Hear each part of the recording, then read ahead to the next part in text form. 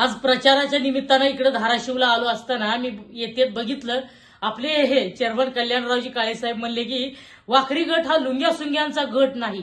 निश्चितपणानं साहेब लुंग्या सुंग्यांचा गट नाही. दल बदलणाऱ्यांचा प्रत्येक निवडणुकीत वेगळा पंच आणि झेंडा घेऊन फिरणाऱ्यांचा तर अजिबात गट नाही. कारखाने बुडवून शेतकऱ्यांच्या नरडीचा घोट घेणाऱ्यांचा तर अजिबात हा गट नाही.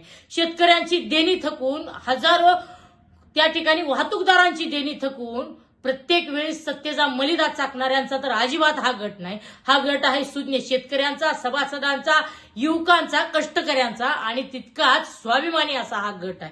साहेब, एकीकडे कृतज्ञ वृत्तीचं तुम्ही दर्शन घडवताच आहात. स्वर्गीय अजितदादांचं निधन झाल्यानंतर शोक सभेला येण्याची साधी तुम्ही तसदी घेतली नाही. दुसरीकडे तुम्ही जिल्ह्याच्या या गटावर आणि खऱ्या अर्थाने जिल्हा परिषद गटावर तुम्ही बोलताय. एकीकडे हा गट खऱ्या अर्थानं स्वर्गीय भारतनाना भालके, स्वर्गीय वसंतदादा काळे असतील किंवा स्वर्गीय औदुंबर अण्णा असतील किंवा स्वर्गीय सुधाकर पंत परिचारक असतील यांच्या विचारांचा हा गट आहे. हा गट निष्ठेला किंमत देणारा गट आहे. हा गट काम करणाऱ्यांना साथ देणारा गट आहे.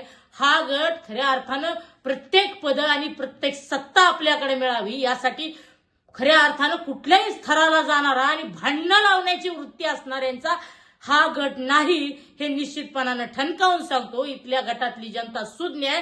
तुमची ही लावालावीची कायमची प्रवृत्ती आहे, ग्लोबल्स नीती आहे, फोडा आणि राज्य करा, याला ही जनता थरा देणार नाही. तुमच्या पायाखालची वाळू घसरली आहे. तुम्ही कारखाने खाल्ले, दूध संस्था खाल्ल्या, जे जे काही मिळेल त्याच्यामध्ये खाल्लं.